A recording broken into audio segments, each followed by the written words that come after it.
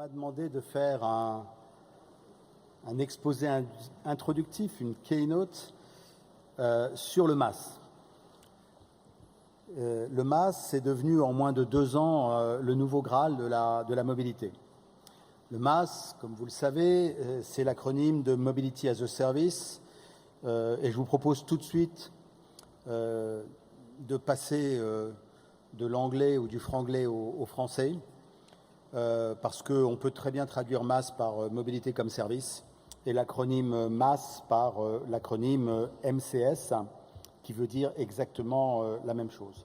Alors, c'est un concept qui est sorti assez récemment. Lorsque nous en parlions en 2017, au cours des assises de la mobilité, peu de participants savaient de quoi il s'agissait. Lors de la clôture de ces assises, Elisabeth Borne, à l'époque ministre des Transports, l'a désigné comme un outil clé de la révolution des mobilités, qu'elle appelle de ses voeux. Et la loi d'orientation des mobilités, qui vient tout juste d'être adoptée par le Parlement, a suivi ces attentes et tous les outils nécessaires pour développer et réguler la mobilité comme service sont présents dans cette loi. Ces outils, quels sont-ils ? D'abord, l'ouverture des données des services de mobilité publics comme privés, parce que nous avons besoin d'avoir accès aux données. Ensuite, la création de services numériques multimodales. Et puis, l'obligation de partage par les services de mobilité conventionnés des interfaces de réservation et de vente. Tout est présent donc pour faire de la mobilité comme service ce qu'on attend d'elle, c'est-à-dire l'accès à un bouquet de services de mobilité qui intègre le réseau de transport collectif, les services partagés, services publics comme Vélib ou services privés, qu'il s'agisse de taxis ou de VTC, vélos et trottinettes en libre service et des services d'autopartage ou encore le covoiturage. Toutes ces compétences pour créer un service numérique multimodal ont été confiées par la loi aux autorités organisatrices des mobilités. La Ville de Paris a milité pour que Île-de-France Mobilité, donc l'autorité organisatrice francilienne, s'engage très en amont pour une stratégie de mobilité servicielle. Elle a adopté, lors d'un récent conseil d'administration, une stratégie qui comprend 3 grands volets. La création d'un service intégré en propre qui s'appelle Ma Mobilité, c'est-à-dire la plateforme d'Île-de-France Mobilité, la mise en place d'une plateforme régionale d'information multimodale qui doit permettre la création de services multimodaux par des entreprises comme par des collectivités. Et puis, conformément à cette stratégie, nous avons tenu et obtenu des garanties de neutralité et d'ouverture des données qu'Île-de-France Mobilité devra s'imposer dans le développement de ces outils. Alors, quelles sont les promesses de la mobilité comme service ?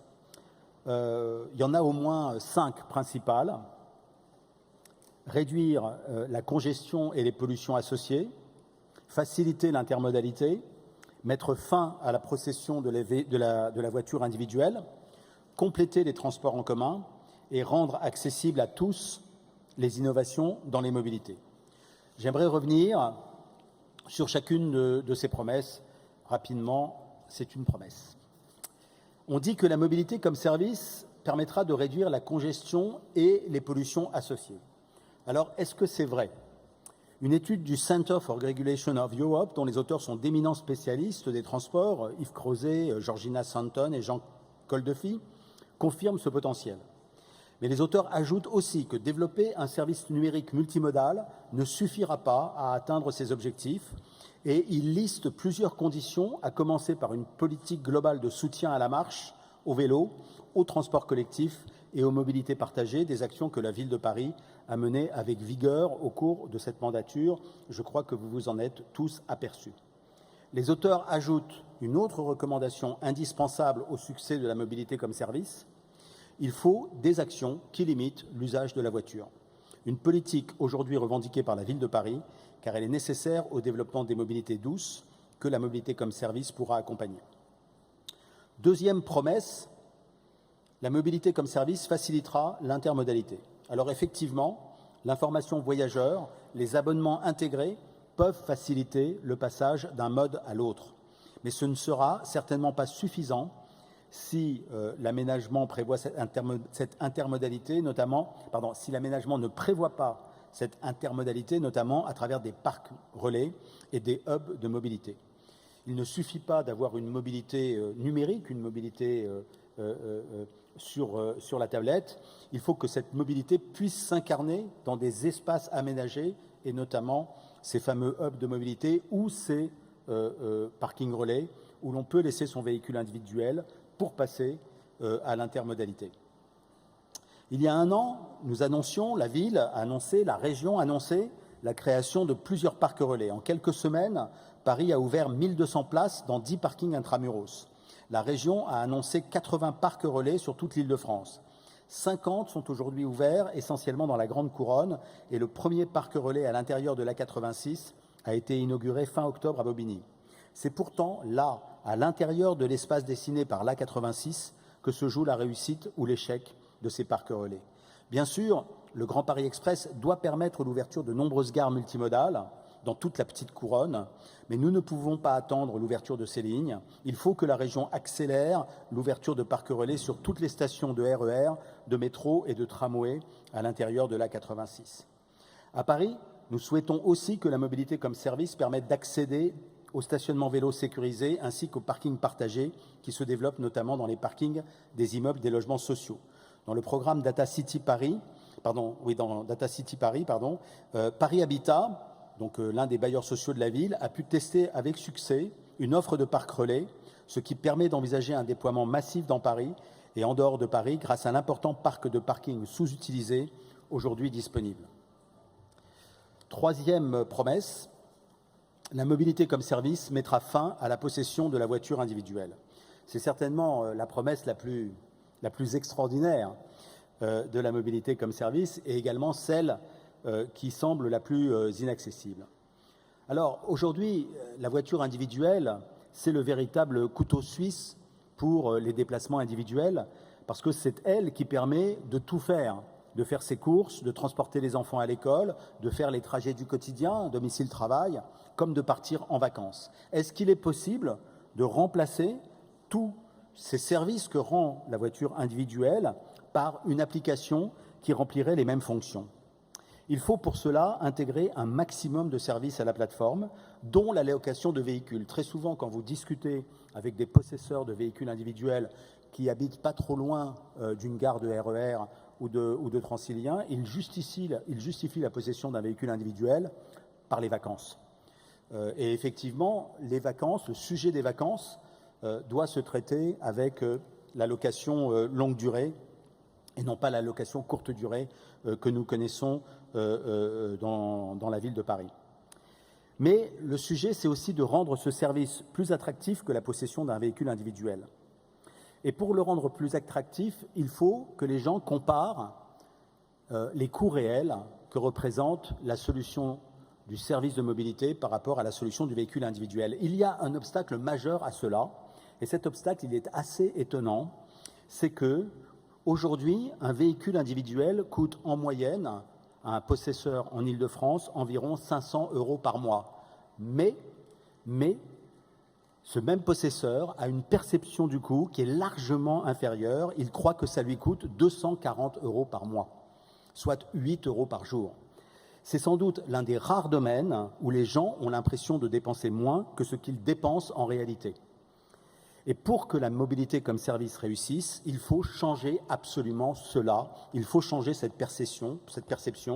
Il faut que les possesseurs de voitures puissent comparer rationnellement ce que leur coûte leur voiture et ce que leur coûterait un service de mobilité. Et pour cela, il faut qu'ils prennent conscience de quelque chose dont ils n'ont pas conscience aujourd'hui, à savoir que leur voiture leur coûte plus de 2 fois plus cher que ce qu'ils imaginent. On dit aussi que la mobilité comme service complétera les transports en commun. C'est effectivement, la mobilité comme service, un moyen d'assurer la complémentarité entre transports en commun et modes partagés. L'expérimentation de l'application Max, lancée le 18 novembre dernier pour 6 mois par la RATP, est une bonne chose. Elle permet d'accéder à de nombreux partenaires de mobilité, Cityscoot pour les scooters électriques, Communauto pour l'autopartage, Donkey République pour les vélos en libre service, Dot pour les trottinettes, Captain pour les VTC, Klaxit pour le covoiturage, Marcel pour le VTC, Vélib, Voy pour les trottinettes et Zenpark pour les parkings. Donc c'est une offre assez assez diversifiée, assez intéressante. Nous suivons aussi avec beaucoup d'intérêt, mais aussi de vigilance, vous le comprendrez pourquoi, la volonté d'Uber de développer une plateforme MCS complète à Paris. Pour l'instant, leur service intègre bien sûr le VTC et des services de vélo et de trottinette, et il est annoncé bientôt le scooter de CityScoot. On attend l'intégration prochaine des transports en commun. Cette application pourra certainement être très utile pour les voyageurs qui viennent à Paris et pourrait en théorie les inciter à prendre les transports en commun plutôt que d'utiliser un VTC. Cependant, nous devons rester vigilants. Pourquoi ?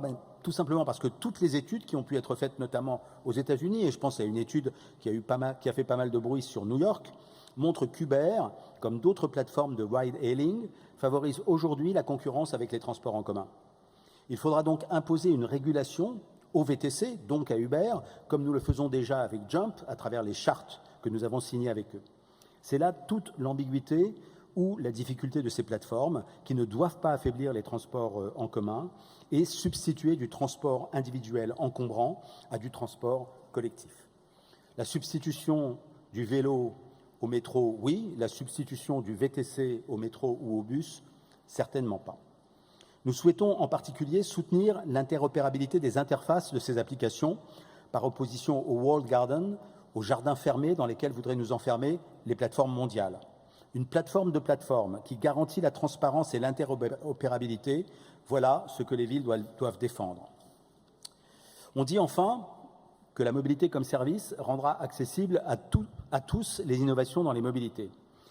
Les plateformes vont permettre effectivement des choses très importantes pour la mobilité comme service, comme par exemple faciliter les remboursements par les employeurs et les collectivités.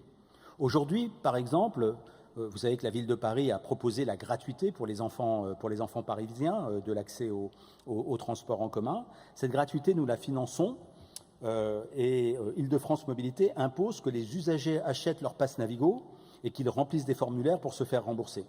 Dès l'année prochaine, nous espérons que les enfants et autres bénéficiaires pourront accéder à un pass du type Navigo Liberté et que les trajets effectivement réalisés seront payés par tiers paiement sans que les familles n'aient à débourser quoi que ce soit. De la même manière, avec les forfaits mobilité durable instaurés par la loi LOM, les employeurs devront pouvoir subventionner différents services de mobilité, à commencer par les transports en commun, le vélo et le covoiturage. Il est temps de mettre la voiture de fonction au rencard. Nous travaillons avec la Fabrique des mobilités qui veut développer une plateforme neutre qui permet un accès de l'usager à tous ses droits de mobilité et des interfaces avec tous les partenaires, l'autorité organisatrice, les collectivités, les entreprises et les opérateurs de transport. Ce n'est pas une plateforme à proprement parler, mais c'est un service qui va faciliter la portabilité des données et aussi la mise en œuvre des droits, qu'il s'agisse de remboursement ou de subvention. Toute cette intégration pourra permettre une optimisation aussi du point de vue de la dépense des collectivités et des employeurs, et donc de maîtriser le niveau des dépenses publiques associées, ce qui veut dire que les employeurs, comme les collectivités, pourraient payer ce qui est effectivement consommé par les personnes dont ils assument le remboursement. Alors, un dernier mot sur la relation entre mobilité comme service et vélo individuel. Le vélo individuel n'entre pas dans la catégorie de service. C'est un moyen de transport individuel et qui est possédé par un individu. Mais je crois que vraiment, il faut faire en sorte que le vélo individuel fasse partie du bouquet de mobilité indispensable au système urbain et qu'il ne faut pas l'exclure de la mobilité comme service. Il faut que l'incitation reste suffisante, à la fois par un accroissement du réseau cyclable et des solutions de stationnement, notamment sécurisées sur voirie et à l'intérieur des immeubles, mais aussi par des incitations financières. L'indemnité kilométrique, qui sera intégrée dans le forfait mobilité durable, est une incitation forte pour les trajets domicile-travail en vélo. On peut encore en inventer d'autres, par exemple pour mieux couvrir le coût de réparation des vélos, en intégrant des services de réparation à l'intérieur d'un forfait MCS subventionné. De telles incitations seraient plus vertueuses, notamment dans une logique d'économie circulaire, que les aides à l'achat qui ont vocation à disparaître à terme. Donc, pour résumer cette présentation, la mobilité comme service peut tenir ces 5 promesses, mais à plusieurs conditions. La première, c'est celui, bien sûr, du rôle des villes, qui doit être important. Les villes sont à la fois un tiers de confiance, une plateforme de plateformes et celles qui défendent l'intérêt général face aux intérêts particuliers qui peuvent être portés par les plateformes mobilité comme service des opérateurs privés. La deuxième condition, c'est bien sûr l'aménagement de l'espace public. Cet aménagement doit être orienté vers les transports en commun, vers le covoiturage, vers les mobilités actives. Il faut par exemple que des voies soient réservées pour le covoiturage sur les autoroutes urbaines et notamment sur le périphérique. La troisième, c'est que nous devons refuser résolument que les plateformes privées soient une boîte noire, qu'elles soient verrouillées. Nous avons besoin d'avoir accès aux données et nous avons besoin d'une forme de transparence importante pour pouvoir gérer les mobilités à l'échelle de la ville. Et la conséquence de cela, quatrième condition, le partage de la donnée et la transparence des algorithmes. Ce n'est que dans un partenariat de confiance avec les acteurs du privé que nous réussirons cette mutation spectaculaire du véhicule individuel vers la mobilité comme service. Mais je crois que c'est non seulement l'horizon souhaitable pour toutes les villes, et notamment les villes denses, mais c'est un horizon absolument indispensable, compte tenu du fait qu'aujourd'hui, ce sont les véhicules individuels et l'autosolisme qui sont à l'origine des principales pollutions, qu'il s'agisse de CO2 ou qu'il s'agisse, principale empreinte carbone en ce qui concerne le CO2 et pollution avec les particules fines en ce qui concerne les véhicules thermiques. Donc je pense que la mobilité comme service, c'est un horizon, et c'est un horizon qui ne sera positif que si et seulement si nous sommes capables de nous en emparer collectivement et d'en faire un objet démocratique. Merci à tous.